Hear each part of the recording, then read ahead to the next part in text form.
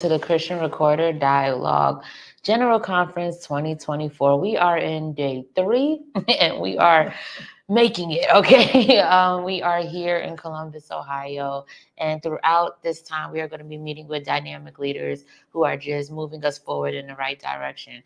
I have the pleasure of actually sitting with a family friend that I learned is a family friend who knows my parents, the dynamic Miss Jacquelyn Dupont-Walker. It's very nice to see you. Good morning. Good morning. Good early morning. Early morning, right? Yeah, it's early, but we are here and we are fired up and we're ready to go. And so I'm going to read a little bit about her. I apologize for reading from my phone, but I just want you to know a little bit about her before we get into our questions. I'm excited to be with her and to just talk to her because we share similar backgrounds. So I'm excited to have this conversation. So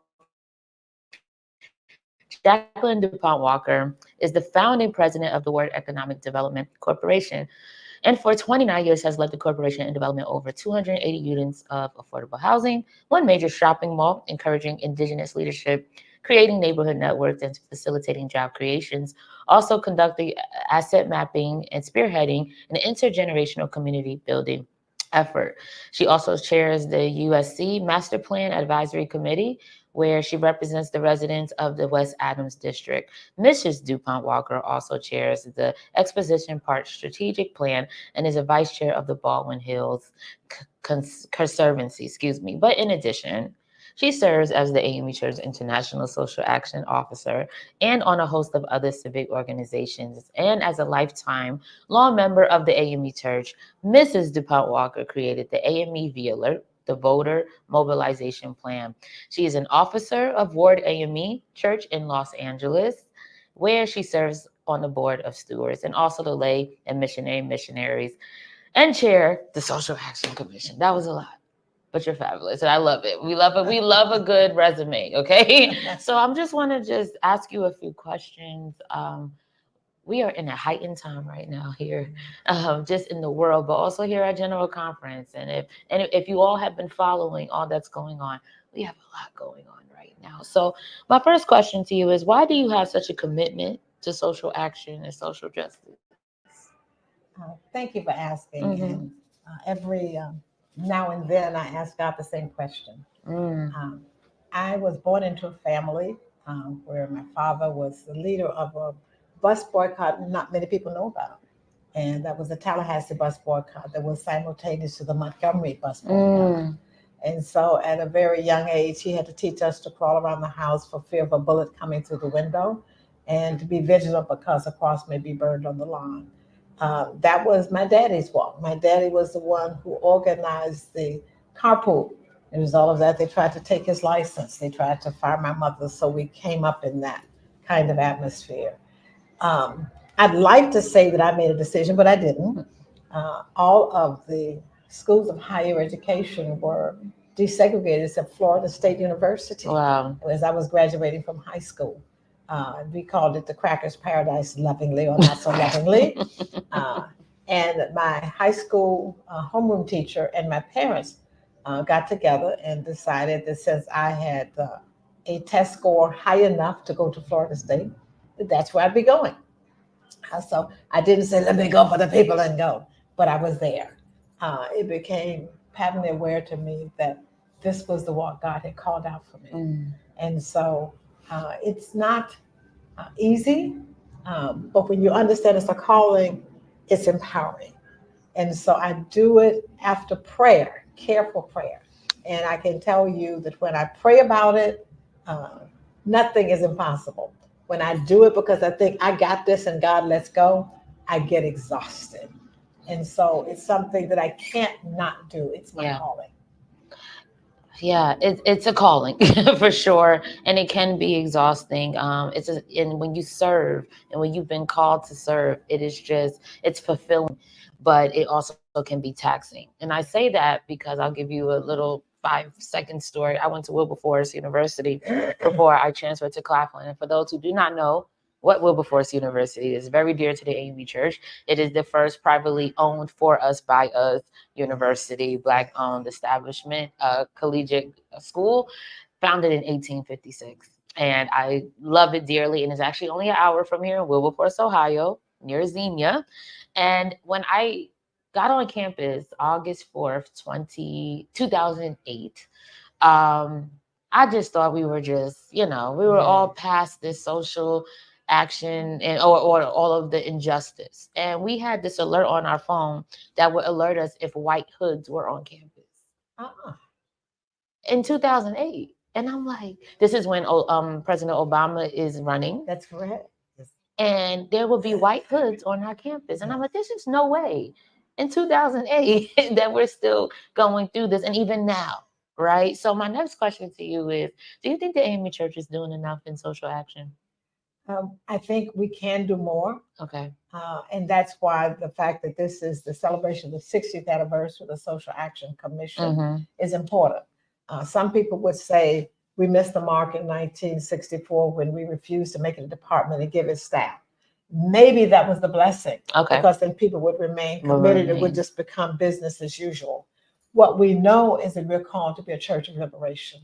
Absolutely. And when we treat that work as if it's something we do when we can, if we can, then we have missed the mark. It is our legacy. So no, even if we were 100%, with the department as large as the United Methodist or United Church of Christ Social Action Department with staff, it would not be enough, because our people still need us. And our people is not just people of African descent, but people who need a voice. Absolutely. I would tell you one of the greatest joys was when Bishop Beeman and Bishop Brailsford asked me would I bring Amy Wheeler to South Africa for the last election, which was this year.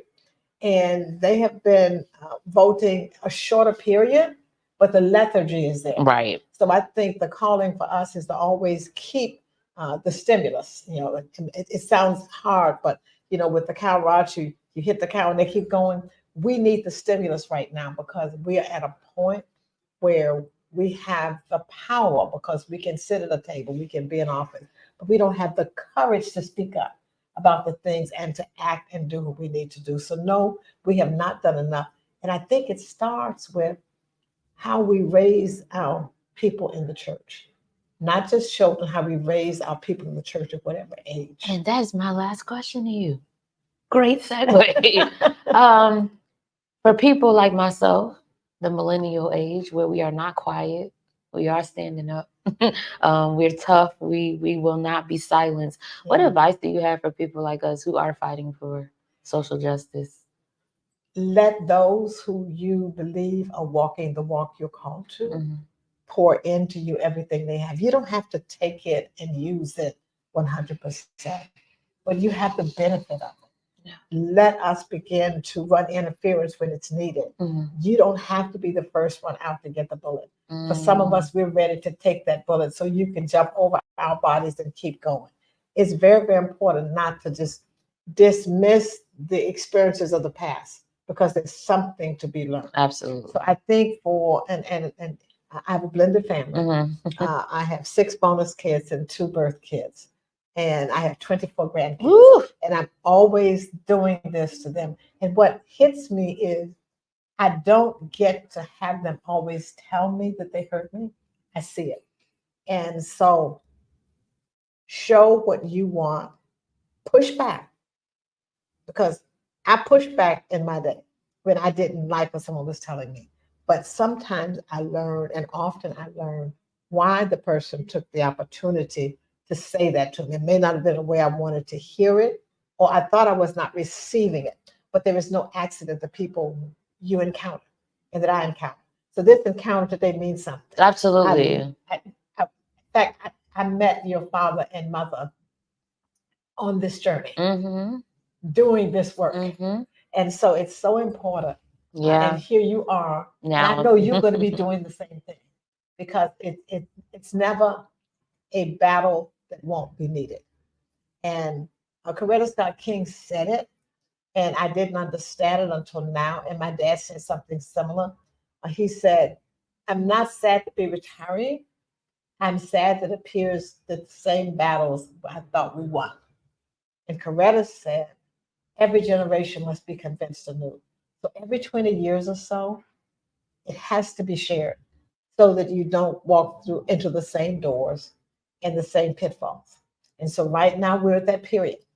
So 2024 and this election means a lot because it is that new era where the new leadership is coming. Even in churches, if you look across this country, Yeah. the people who are retiring from the pulpits and new ones are coming in. This is a time to jumpstart it with the benefit of the Sankofa moment and the joy of the current age and the faith, the mustard seed faith, to step out and do what needs to be done. I love that, and I am hoping that the younger generations and the older generations can come together. I still think there is a little divide, of course, just because things were done differently and new back then than maybe now. But I think these type of conversations are important because sometimes we just need to listen and just take notes and understand and learn, right? Before we're out there in the fire and those type of things as well. So I just think that is so Build that important. relationship. Yeah, oh, absolutely. Relationships The relationships matter. matter. Yes. Absolutely. So I want to Yes. thank you for your time. I will not hold you. Thank you. I know your bishop is about to reside. So thank you so much for this time. For those who are watching, thank you. We will have many more interviews to come and stay tuned. Have a great day.